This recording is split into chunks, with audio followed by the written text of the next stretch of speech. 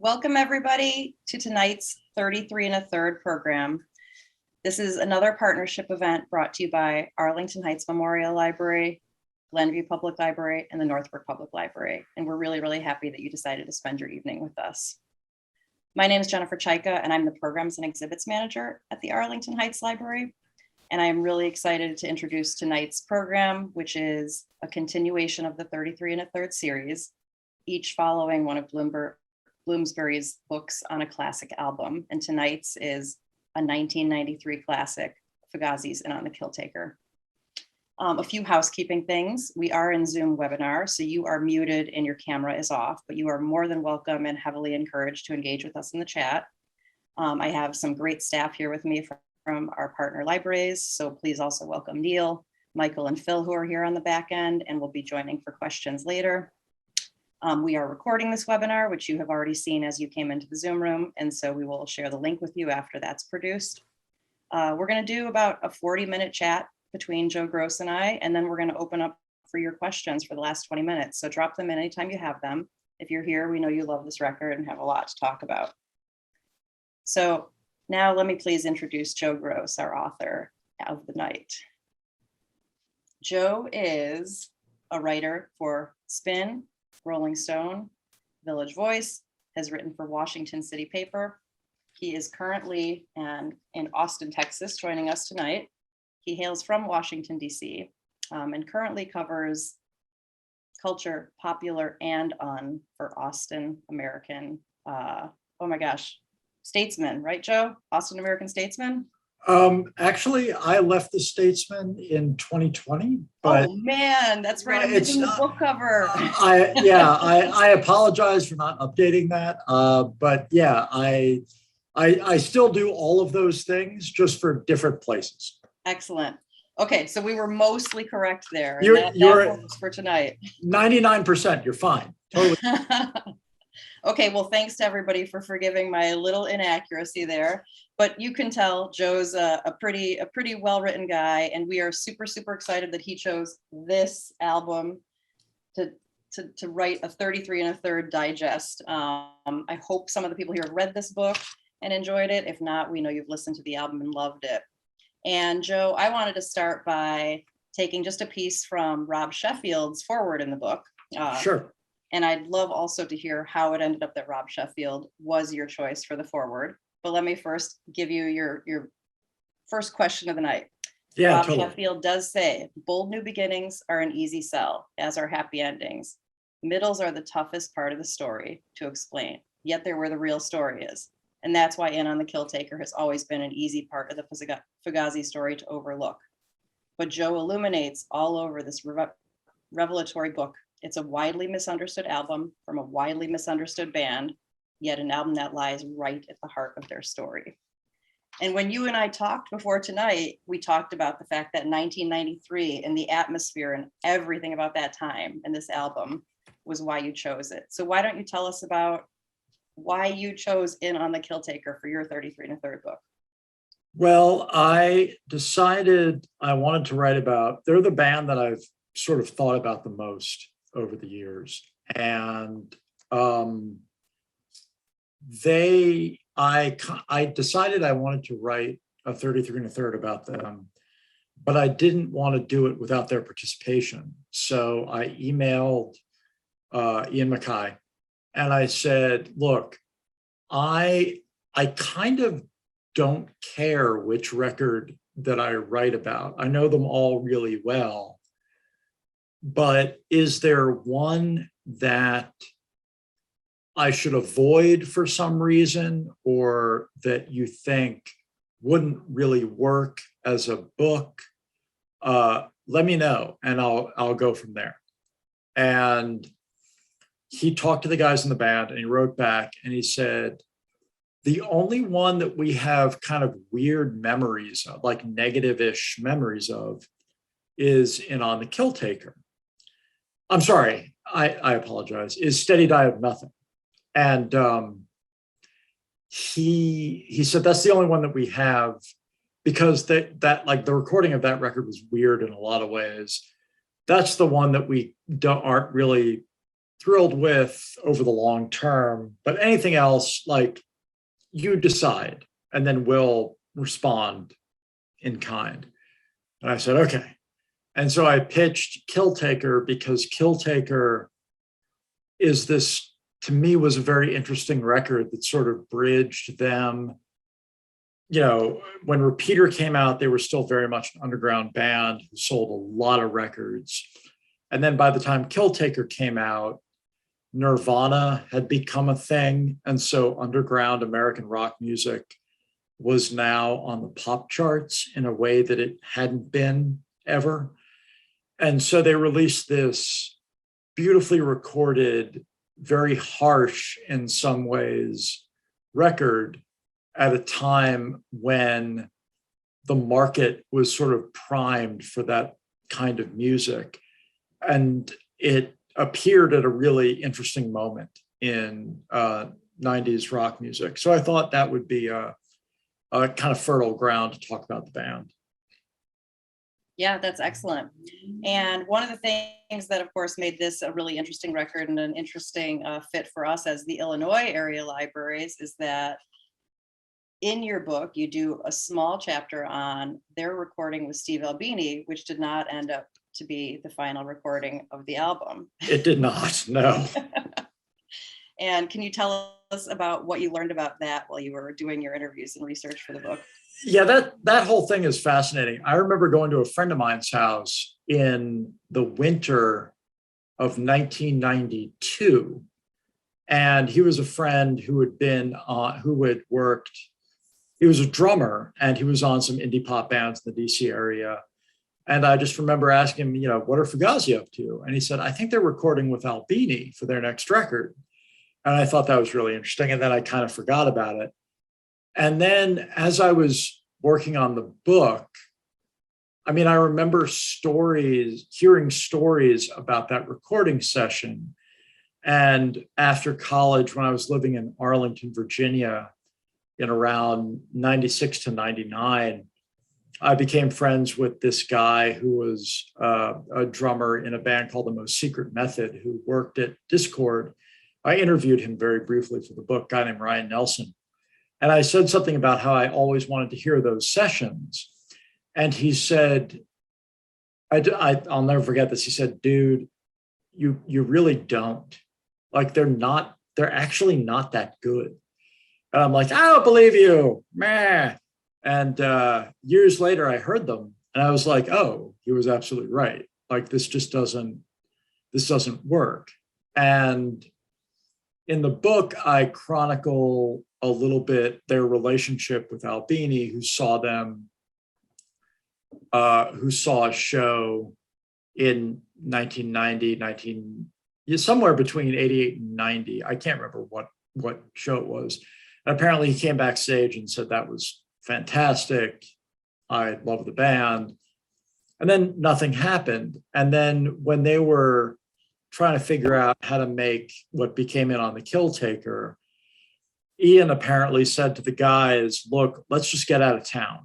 Let's go up to Steve's place and just spend a weekend recording 2 songs. Let's just record 2 songs.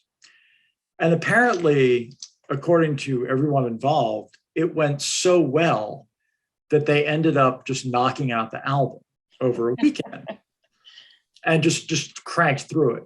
And Ian Mackay told me during one of the interviews, I'm sitting there at the mixing desk thinking, like, this is the greatest album ever recorded. This is amazing. Like, take that, Sonic Youth or whatever. And so they record the record and they have a wonderful time at Steve's place. They ate a lot of great food, played dice. It was a good hang. I love that ability. Yeah, it's wonderful. Like, they had a great time. And so they run off 2 cassettes. And, these are guys in their 20s. So they're like, we're going to drive straight through from Chicago to Washington. And so, yeah, as you did. Yeah. One car had Guy and Brendan in it because they've been friends since they were children. And one car had Ian and Joe. So they both had cassettes. And Ian told me that, somewhere around Ohio, they were like, should we put in the tape? Let's put in the tape. And they started to play it. And they were like, maybe we're not ready to hear this yet. Like, maybe we're too close to the material. Then in Pennsylvania, they were like, let's try this again. They put in the tape. And they were like, yeah, I don't know. This is like, it's still, I don't know. Something's not working. And by the time they got to DC, they realized we kind of blew it. Like, this isn't good. This just isn't good. And so the next day, or sometime that weekend, I guess Guy called Ian or something like that, or Ian called Guy. And the conversation was like, hey, did you listen to the Albini tape? Yeah. What'd you think? Very vague. Well, and then like it became clear that like neither group of two thought it was any good. And so they were just like, well, we fucked up. And then like a couple of days later, Steve sent them a fax. I don't know if anybody in here is in this conversation is under 40, but there were these things called fax machines. Like you put a piece of paper in, and the piece of paper would come out on the other end, and you could read the message. And we communicated that way, like before email was a thing. And so yeah, Albini sent them a fax. It was like, I fucked up. Like, this is not good. This is not usable. And to this day, I don't know if it was a technical issue or if it was a performance issue or both. But when I was doing the book, Ian was nice enough to say, look, let me give you like a first gen copy of those recordings. So you're not listening to some like the 17th generation bootleg. I listened to them and I'm like, this doesn't work. Like, this is just not what it should be. And, as Steve said a couple of years, many years later, it's a testament to how good they were as a band that they went back into the studio and just made a much better record, and much more representative of who they were than what they recorded with Albini. Yeah, and in the book, you talk about the fact that they hadn't tried anything different up until that point, and they thought that maybe it was a time to try something different. And when it didn't work, they were like, maybe we were doing it right the whole time.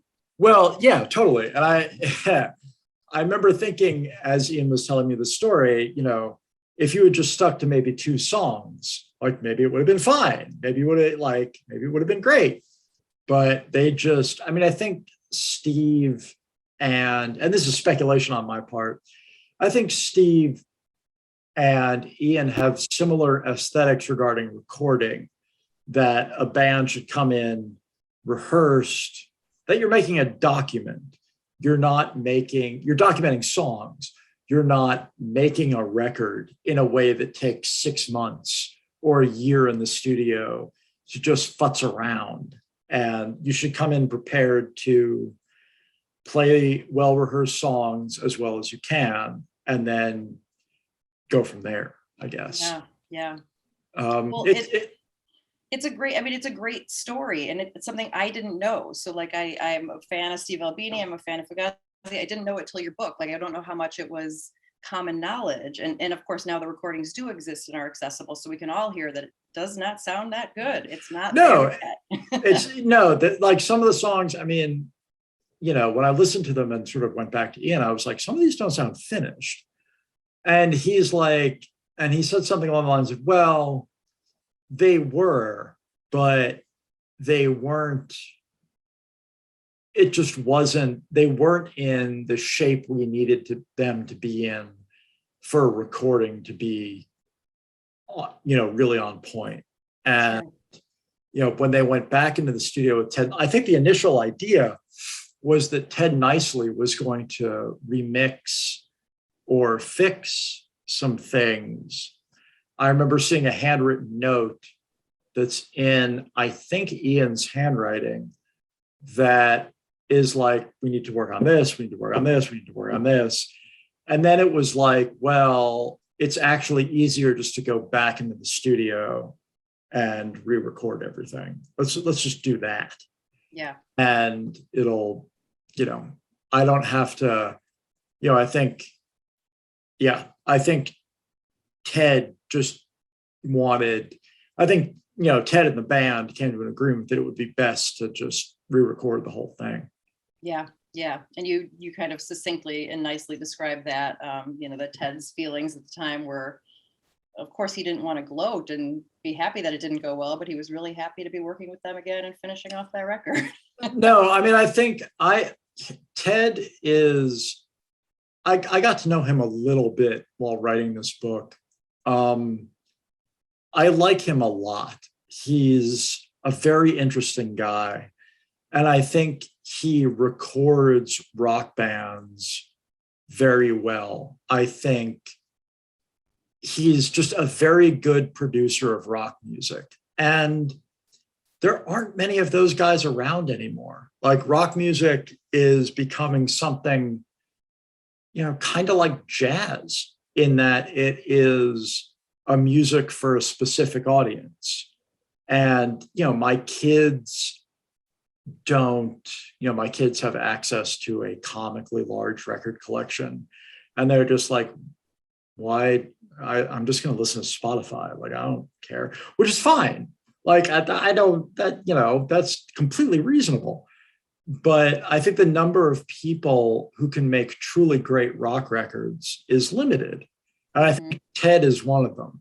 And, were I a rock band now, I would, there are about 4 guys I would call, or 4 people I would call, and he's definitely one of them. I think he did a beautiful job with Repeater, the first EP, and with Killtaker. I think he did an amazing job. Like, he gave them a big, slick, and I don't mean slick in a negative way. I mean it in a, he cares about how things sound. He cares about clarity and focus. And, he made beautiful records with Jawbox and Shudder to Think when they moved to major labels. And those records hold up. You can play them now and you're just like, this is perfect. Like, this is, if you like the songs, that's relevant to your taste, but these are beautifully recorded records. Yeah. No, it's all, everything in here is really good information. And I want you to have a chance to talk about your interviews. But before you do, I wanted to ask you about just the format of the book, because I think it's really done nicely. So, I've talked about the fact that you were there, this is your band, this was your city, this was what was happening around you. You have like very vivid memories of so much of this stuff. And you do a great job of structuring by starting the story out with literally talking about this show, the Fort Reno show. You go backwards into kind of some Discord history and like how everybody's related to everybody and all this intersectionality of who's in whose bands and who knew who when and how did they all finally come together. And then, of course, some of the recording and albums and Fugazi life before and on the Killtaker came up. And then you go into a song by song analysis. So talk about the structure and how you decided on the structure. I like oral histories. I really enjoy them. I like getting out of the way of the, profile writing is a very specific discipline. Criticism is a very specific discipline. But there's something I really enjoy about oral histories and sort of the assemblage of different voices. And I thought this was just the most straightforward way to do it, sort of no bullshit way to do it. And they are in some ways a very straightforward band.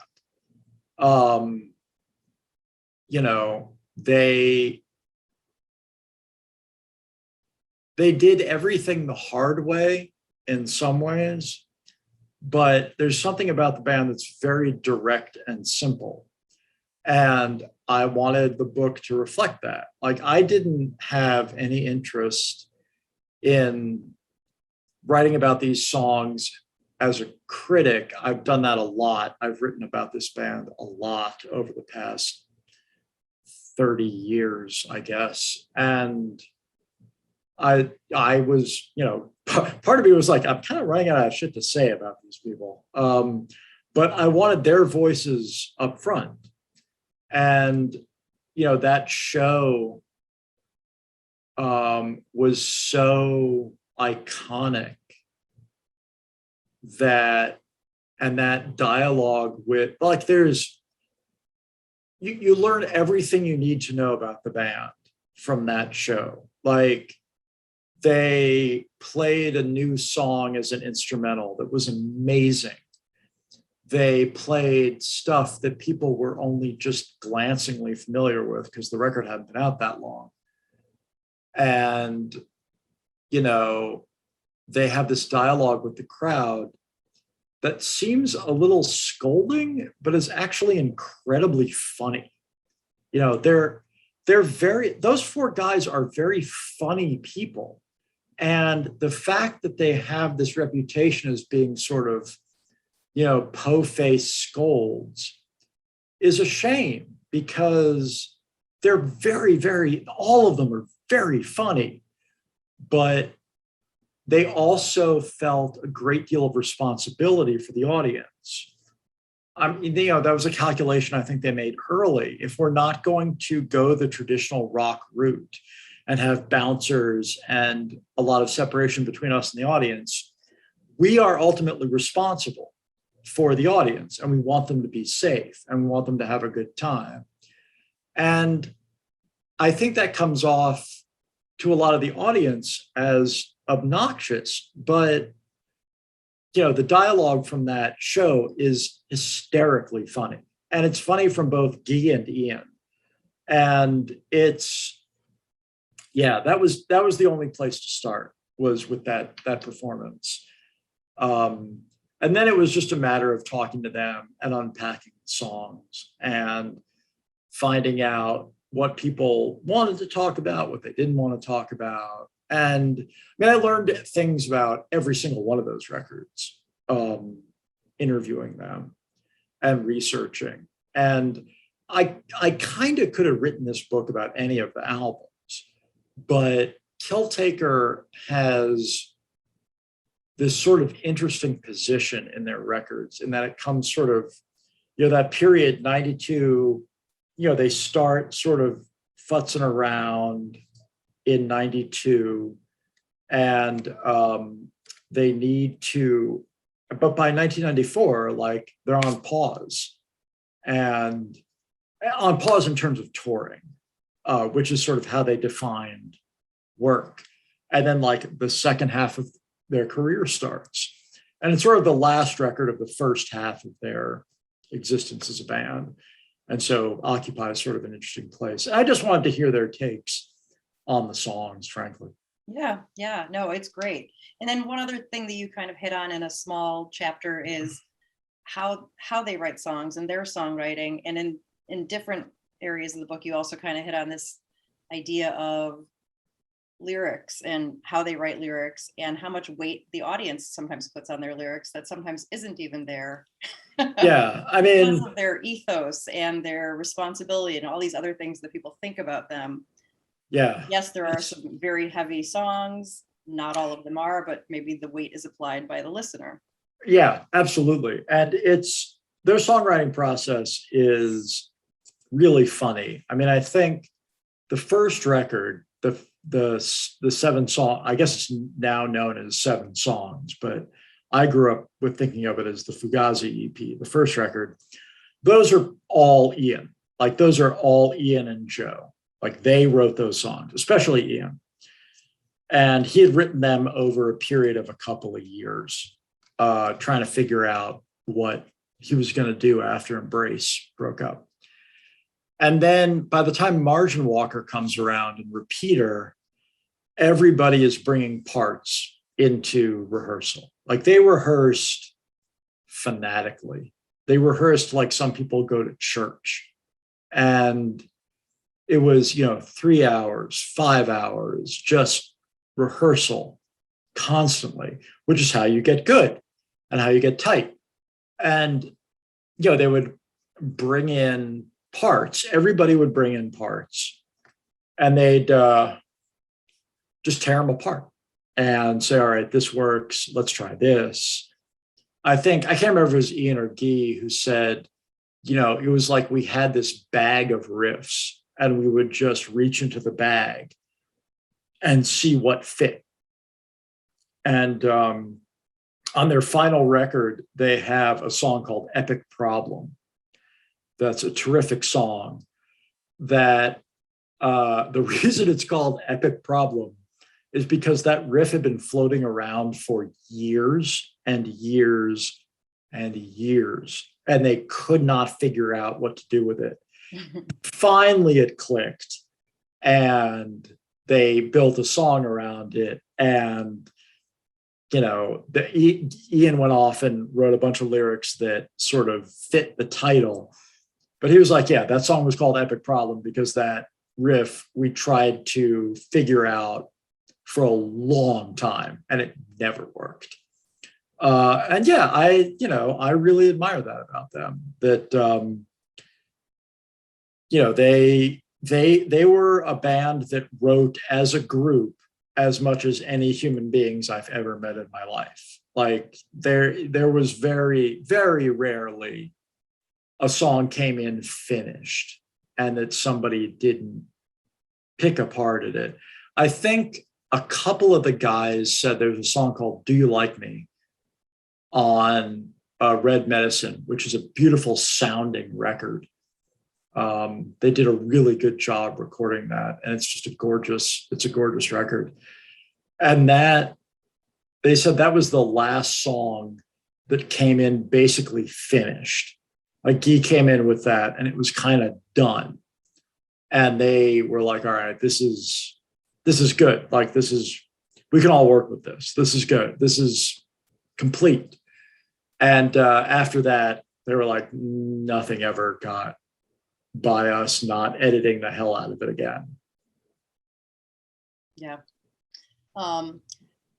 One of the things that I learned from the book that I did not know, and this seems like maybe it's one of the stories that's out there, but similar to people reading into the lyrics when sometimes there's not anything there that is meant to be read into, or they're learning what the interpretations of the song are, is the interpretation of the band name and the acronym. Oh man.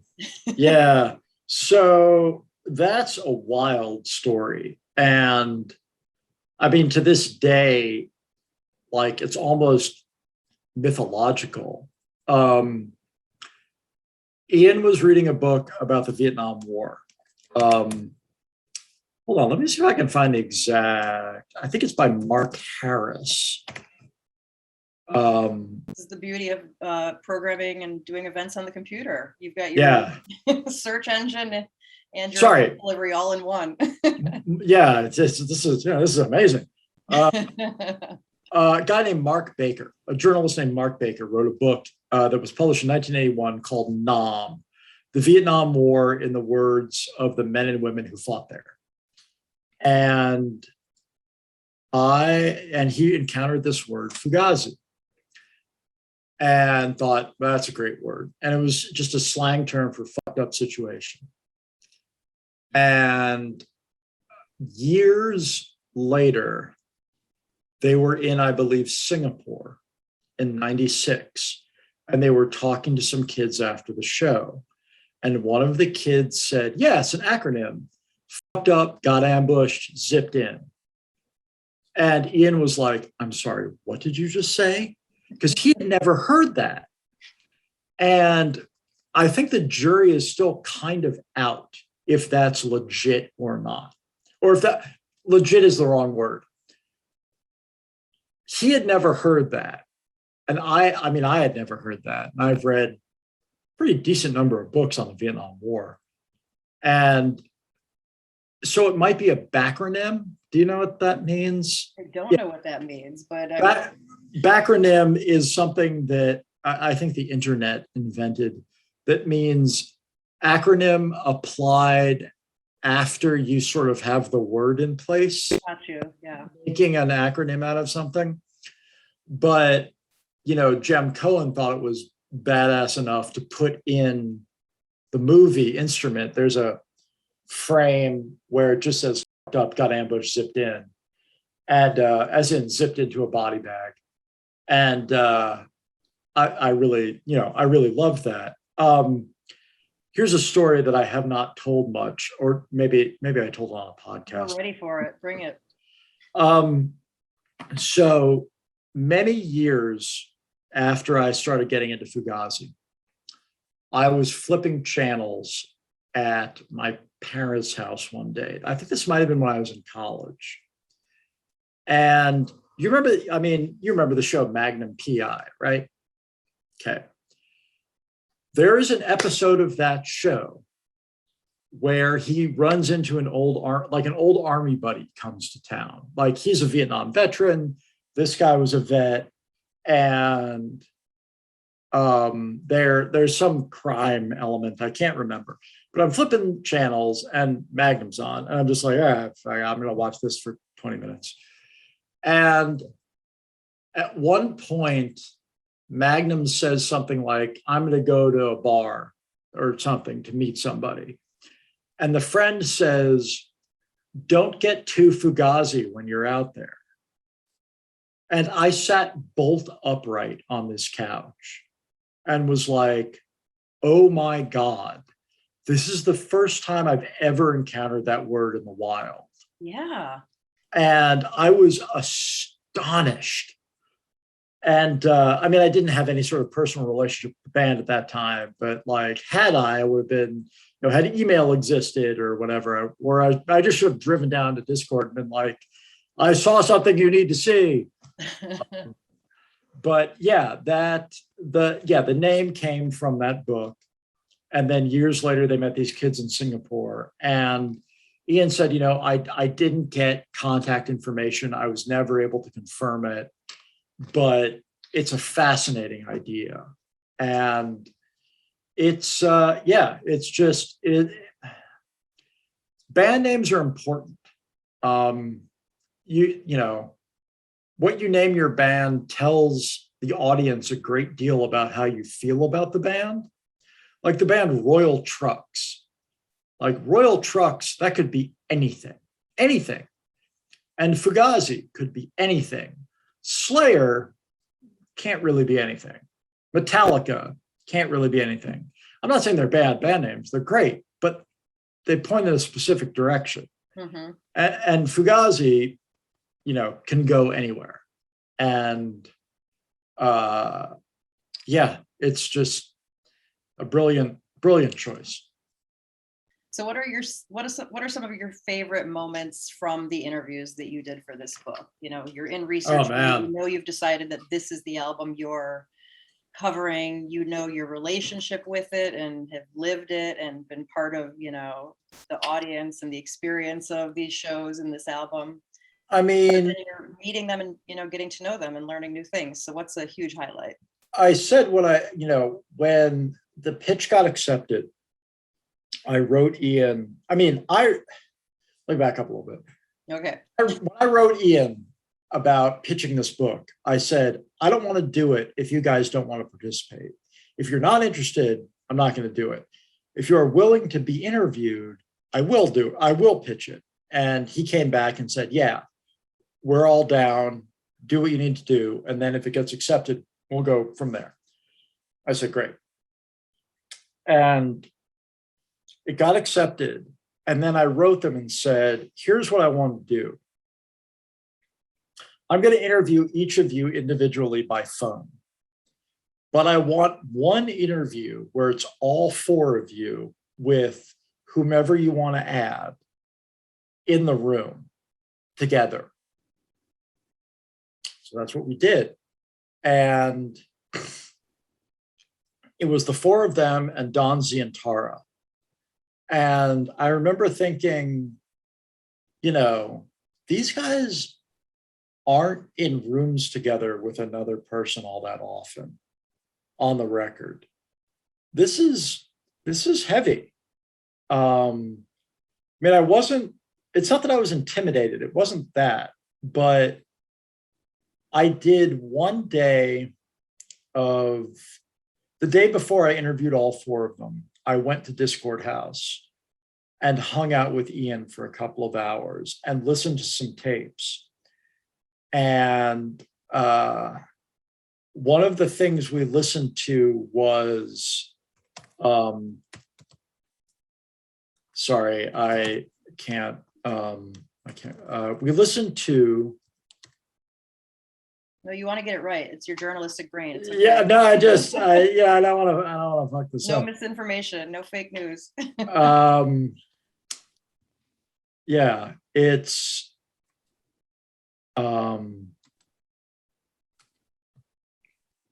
there's a version of, while we were hanging out, sorry, give me 30 seconds to get this right. He played me a tape that was, they had gone into Inner Ear and recorded Rend It and Instrument, just to sort of see where they were.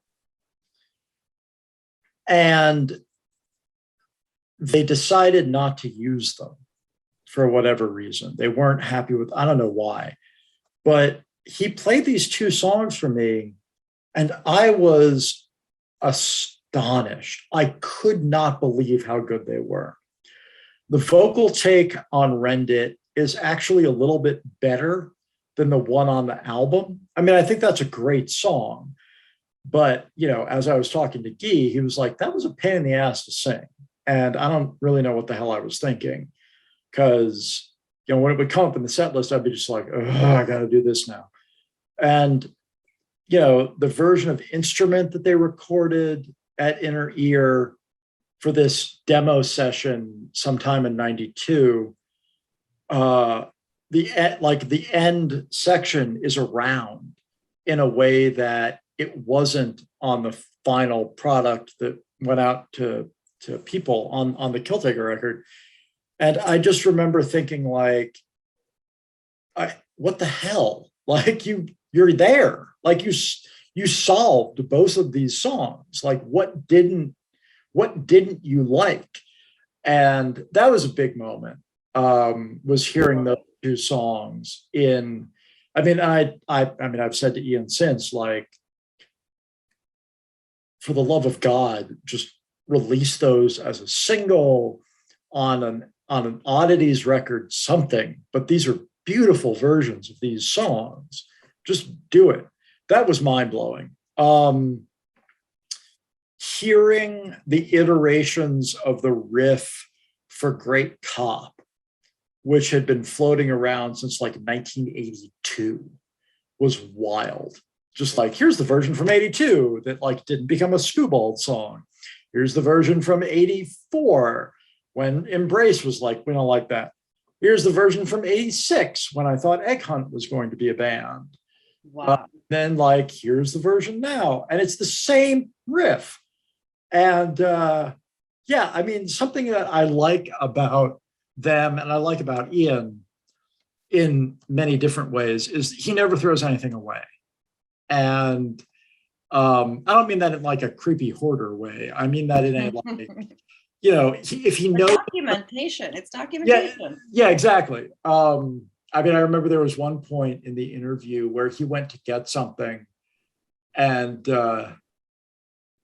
one of the guys said, God, he really does have everything. And Guy said, thank God, because I don't remember shit. Like, one of my favorite quotes from the book is the thing in like, it's in the first couple of pages where I just sort of put 4 quotes from the 4 of them. And Guy says, something like, that's why you're fucked. We don't remember anything. And, which, I mean, they remembered most of what I needed. Sometimes they didn't or were reluctant to share, which is fine. But it was heavy having all 4 of them in the room, especially when they were talking about, I mean, Ian is very, I stand by all of the songs from this band, period. And the other guys don't necessarily feel like that. Like there's a song on Steady Diet of Nothing called Polish that I have never liked. And it's one of like 2 or 3 Fugazi songs that I'm like, no, that just, you should have tossed it. And Ian is like, I think it's fine. And I remember Brendan picking up the copy of Steady Diet. And he's like, I can't remember what's on this record. And he's looking at this and he's like, oh, these are all good songs, except for stupid Polish. And that was very funny. They're just like, that's terrible. And he's like, I like it. And Brendan's just like, no, this song is really bad. And, you know, clearly they didn't like it either because it got played like 8 times. And that's how you sort of know a song works with them, is if they play it a lot. And, you know, one of the things that I learned about Steady Diet when I was working on this book on Killtaker is that almost all of those songs are terrific. Like most of them became live staples, which is how you know a song is good. But, you know, the recording of that record was a very fraught thing for them for a bunch of reasons. And, but those songs as songs are amazing. And you can tell because, you know, you heard them for the next 10 years. Yeah. It's clear that, you know, you enjoy the songs at multiple levels, the experience of you kind of having heard the songs being written in the case of this band, and many other bands, and the recording. Do you have one favorite song on Killtaker? Like, is there an easy favorite one that you'd be like, that's my favorite? Oh God. I mean, or is it too much information to pick one? I mean, hearing this album for the first time was really something else, because I remember liking Steady Diet, but it was the first record they put out where it was like, oh, this is some, like, things about this aren't as good as Repeater, which is an extraordinary album in a lot of ways. But there's a theatricality to the way Facets Squared just hits you in the face. I'm glad you said that, because I always think it's like a primacy recency thing and it's first, and I just like, it just grabs you. No, that song is incredible. It just, the way it intros and the sort of like that weird distorted section. Yeah. And Ian's guitar kicks in and Guy's guitar kicks in, and it's just fury. And it's the thing that's wonderful about that song is it's almost, I mean, lyrically and the way it's presented on the record, it's like, this is where we are now. This is us right now. And this is our statement of purpose. Yeah. And if you can open a record that way, like I'm a giant nerd about song order, which is like saying I'm a giant nerd about buggy whips, because it's something that just doesn't matter anymore. No, it doesn't exist anymore. It doesn't exist. And song order, like I find running order fascinating. I love it. I have edited records that I've taken records that I think are too long or ordered poorly and reordered them, like on Spotify playlists or whatever, and into something that I like. And I'm like, all right, I've learned something new about this band through doing this. And I love doing that.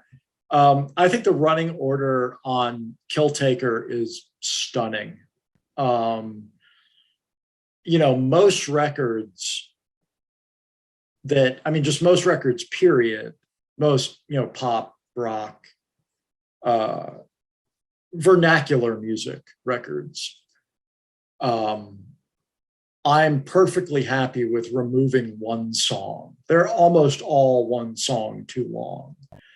And, if I was a producer, the joke about rock critics is that, you're all frustrated musicians. I'm not a frustrated musician, but I would be such a heavy-handed producer that people would want to murder me within like, and song order is definitely one of those things that I just love thinking about. I don't think you can remove a song from this record and make it better. I think it's balanced shockingly well. And something that Fugazi are very good at doing is that 1-2 punch of like the first two songs, just sort of like getting you right there. And Facet Squared into Public Witness is brilliant. And into Returning the Screw, which is the slower thing, it's magnificent. I would probably say Facet Squared is my favorite, just because it was, I was like that guy in the old Maxell ad. I think it was Maxell with like his hair blown back. In the chair. Yeah. I was that dude listening to this record. Oh my God, they're back. Okay. So good. This is all fascinating. And I could ask you like 20 more questions, but I want to make sure everybody chatting questions gets theirs answered. And it looks like we have people from around the country on, which is super exciting. I think Wonderful. I'm going to give people a prompt. I'm going to switch over to letting Neil and Phil handle the questions coming in. And I'm going to say, Joe, thank you for your time. They're going to take it from here and give you the good questions coming from the audience. But audience, throw some of your stuff in there. What's your favorite Fugazi show live? Some of these things. Tell us in the chat. And we're going to transition now. So give me just 1 second. And Joe, enjoy the audience questions. They're good ones. Thank you. Appreciate it. Hey, what's up, Joe? Hey, how you doing? Excellent job, Jennifer. This was so interesting. We have a ton of questions in here, so I want to get through all of them. This comes from Tony, who's hanging out with us in Sydney, Australia, watching us. I don't even know what time it is, Tony. You should let us know. I'm not sure of the time lag with that. He says, he asks, Joe, you have often spoken about Fugazi's generosity in sharing time and information with you. Where do you think this openness to discuss music, which is a language with its own inner logic and sense, emanates? Over time, do you feel that Fugazi's interpretation of the material on the Kill Taker has also shifted? That's a really good question. Ian is a punk. Like he's a wonderful songwriter. He's a really interesting guitar player. He's a fascinating lyricist, but he took, the punk dictum to that this is ours. Like this community belongs to everybody. And he's always been very good about sharing his knowledge, sharing his smarts. I mean, something that I find kind of fascinating about him. A friend of mine who worked for Discord pointed out, Ian has probably been interviewed an average of about once a week since he was maybe 20 years old. And that is a heavy thing to think about. And, every time I've spoken to him, it's felt genuine and authentic. Even if I asked dumbass questions that I probably could have had answered via research, he was kind enough to answer them again. I mean, I think that man has probably been asked about straight edge 15,000 times. It's just making up that number. And every time I've seen him be patient and thoughtful and smart about it. And I think, that comes from a very real sense of community. And when those guys started this band, there were some goals in mind. Very accessible shows, lots of touring, all ages, if at all possible. And so they're just very good about sharing their knowledge with people because they are from that generation that believed in that. And all four of them are very good about being, what's the best way to put this? Reciprocally thoughtful, I think is the best way to put it. Yeah, I like that. There's a wonderful moment in the movie, The Instrument, when Ian says, the goal for us is when we get on stage is, can we throw down? Can we return the favor to be good in front of people? Because music has meant so much to us. We consider it an obligation to be good when we get in front of an audience. And, we'll warn opening bands, don't waste your time up there because we'll destroy you if you do. Like, nobody will remember that you were there. And I think Ian, I'm not going to speak for him, but he meant that in a competitive way, but also in a kind of a friendly way, in a give it your all up there because we're going to give it our all. And, I've seen them, I've seen them be bad, or not bad, but not interesting. And it's fascinating to see. But yeah, I think a lot of it, just their generosity of spirit is part and parcel of the way they approach the culture.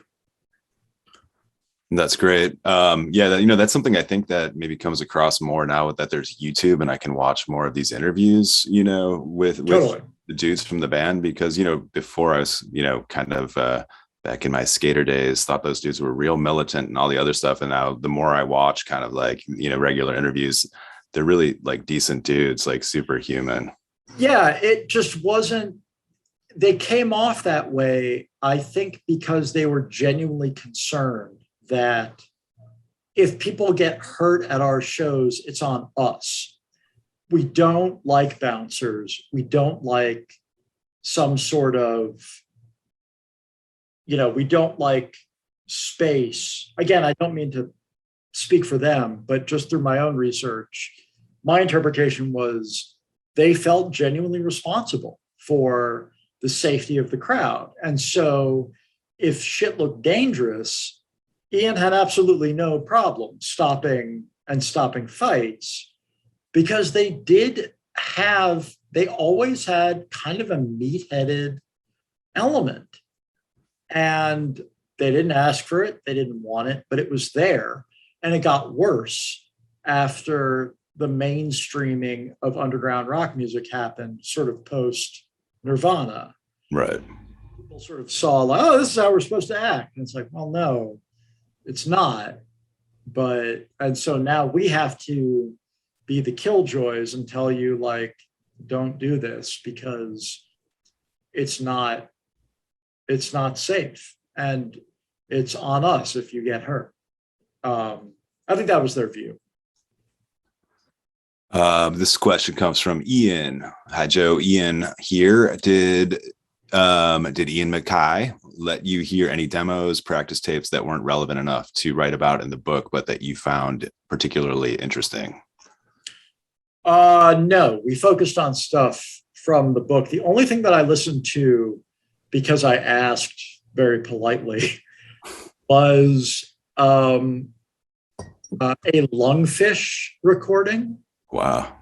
That was never released, because I've been a fan of that band since 1989. Those guys absolutely wrecked my shit the first time I heard them. And I've been a Lungfish, evangelist, like John the Baptist, for decades, just being like, yeah, listen to these guys. Much to the annoyance of my friends. And I heard an unreleased session that just ripped my head off. And that at the end of the day, they decided not to release. And I think Ian, because he has such respect for that band, sweated bullets over the mix. And when it was done, they were like, yeah, we're not going to include that. And he was like, what the fuck are you talking about? And they were just like, yeah, we're not going to include it. And, if he wasn't bald before, he would have been bald after that.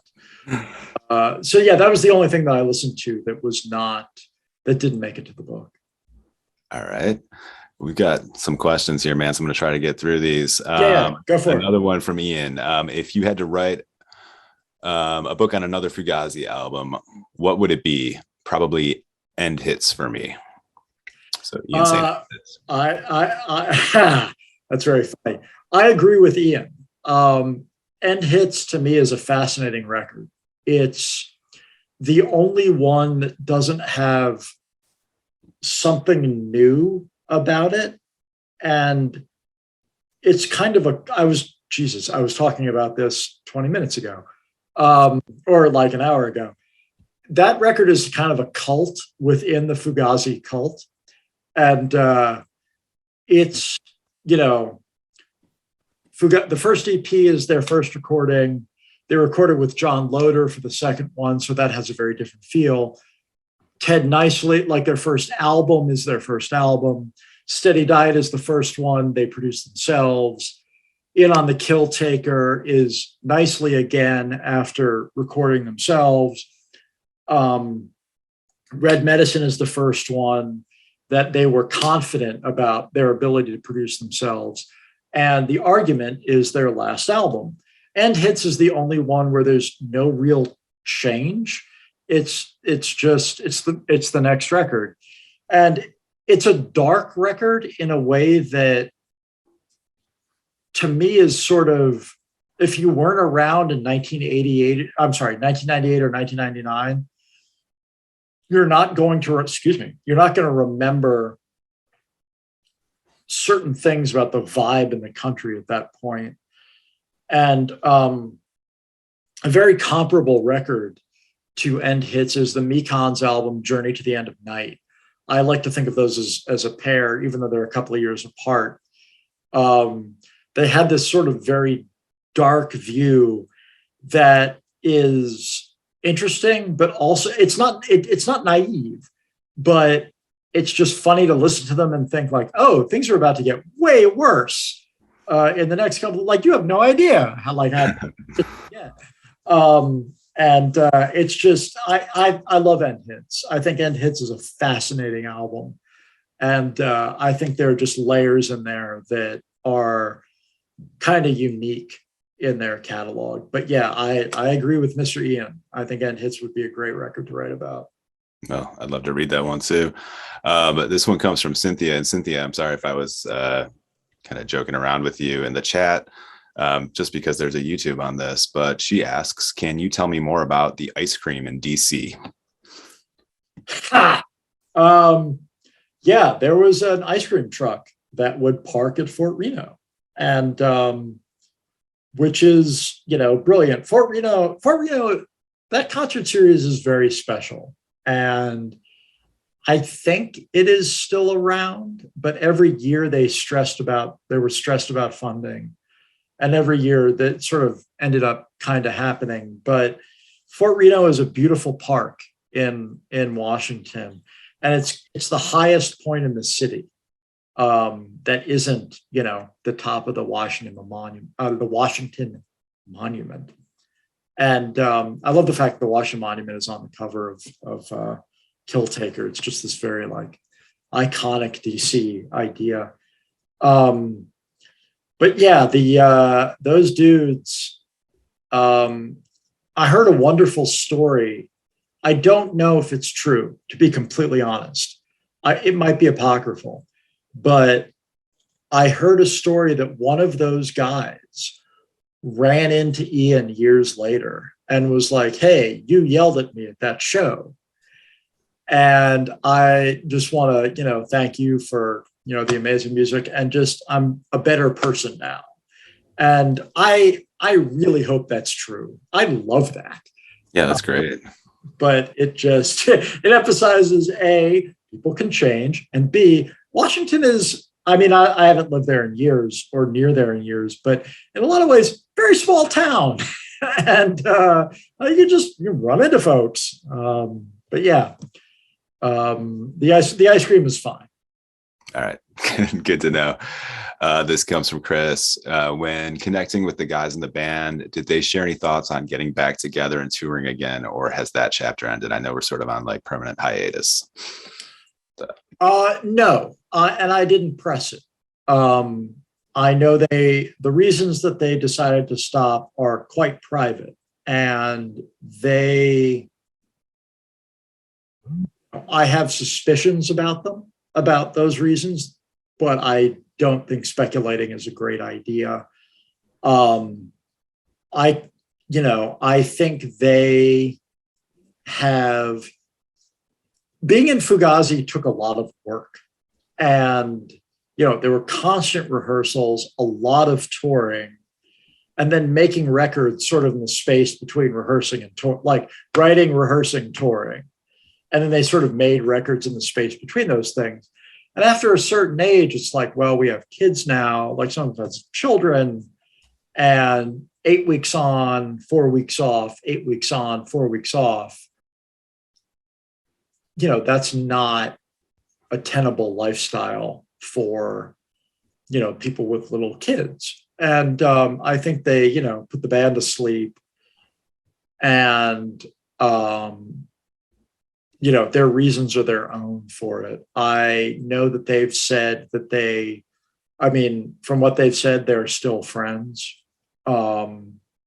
They still play music together, I think, in some combination. Ian and Joe do the band Kariki together, that had the really terrible luck of releasing their first record right as COVID was really getting going. And so I think they played, a handful of shows before not being able to play anymore. So I don't know. I think there are things that they should explore that they've never done before, but it's, that's all on them.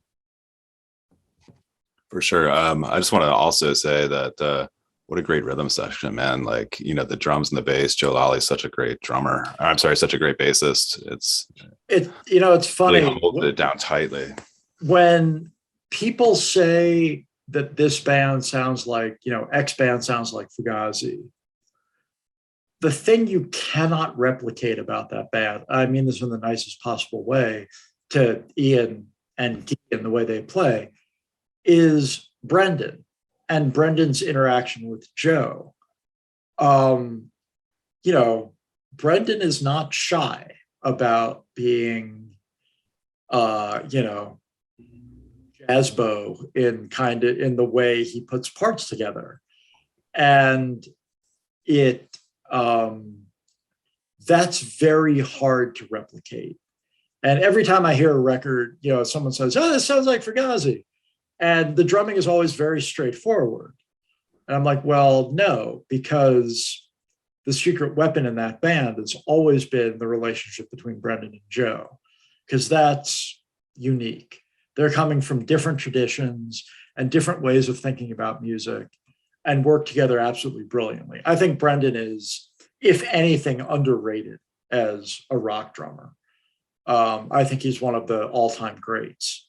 And proof is in any live show you care to listen to. He's just, king of the punk rock ghost note is what he's about. For sure. Let me see here. I think we're almost down to the end. But maybe I didn't get all of Cynthia's question, and I'm not sure if she's still in the room, but she was talking about the neo-Nazis with the ice cream question. And maybe you had answered that, Joe. I'm sorry. I'm just trying to scroll. No, they were just like the two guys just, were skinheads, and they were eating ice cream. And that's when Guy launched into his like completely legendary now rant about these two dudes eating ice cream and being unpleasant in the crowd. It's just like, yeah, you can eat ice cream or you can be a dick, but you can't do both. It's not possible. Nobody's going to take you seriously after you're eating ice cream, and then being a jerk to people in the crowd. That doesn't fly. Not gonna work, right? All right, man. I'm gonna ask one more question, and that's just sure. Of course. One on my own, and I'm sorry for anyone. This one doesn't have to necessarily do with Fugazi, but what are you listening to now? Any recommendations? Oh God, I'm kind of all over the place at the moment. What am I doing? I love Sleaford Mods. I think they're kind of brilliant. I was on early 70s Miles Davis kick Cool. for a couple of weeks. And honestly, I just like poking around Bandcamp and whatever, I think I've written for Bandcamp a little bit, but I think that's an extraordinary website that, everybody in the world who has an internet connection should just be on all the time. I've heard stuff there that I would never have run into. Like a year ago, I was listening to like Russian black metal from a city I'd never heard of. I was just like, Nice. I would never encounter this. And, this is incredible.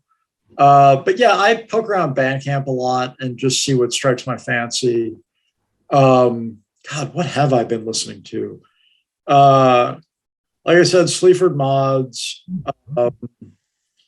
anything in the punk section of Bandcamp, best punk records, best experimental records, best jazz records. I listen to a lot of that.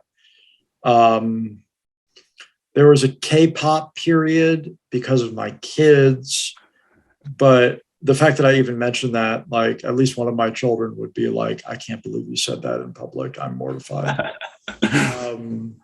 But I'm kind of all over the place at the moment. And but 70s Miles is one of those things that you listen. I don't believe in somebody being ahead of their time. I think people are basically of their time. But that dude, let me put it this way. Miles' fusion records have aged about as well as anything from 1968 to 1975. Like it's Miles and then a bunch of other stuff. Those records could have been recorded tomorrow and people would be like, oh, this is amazing. There are layers there that I'm still kind of unpacking. Awesome, Rex, man. Thank you so much. Sure. My pleasure. All right. All right, everyone. Thanks so much for joining us tonight, Joe. You were great. Thank you. Absolutely wonderful. Jennifer, great job with the Q&A, with the in conversation. Hello. Thank you, Neil. Thank you, Joe, for everything. This was Thank you, Jennifer. This was really fun. Thanks so much. Thanks to everybody for being here and having really great things to share in the chat. And Neil can tell you what's coming up next month because we got 2 more months of 33 1/3 planned. We set out for a 12-month series. It may be hard to stop. But 2 more coming up for sure. Yep. So we will be talking about Sam Cook's book, and we will send out some contact stuff and dates with that, and then follow-up email with everyone. You should all receive a survey after this to make sure that you all enjoyed it, so we can continue to tailor these to your needs. Yeah, I believe the date on that with Colin Fleming is the 25th, although I don't want to touch a window because it might go away, but I will make sure to send something out to everyone who attended. Everybody remember, never touch a window when you're live on Zoom, but we love having you here tonight. Thanks so much. I really appreciate it. Okay. Thank you, Joe. Everybody, you'll get a link to the recording. So watch again and again and share with your friends. Good night, folks. Thanks. Okay. Have a good one. Good night.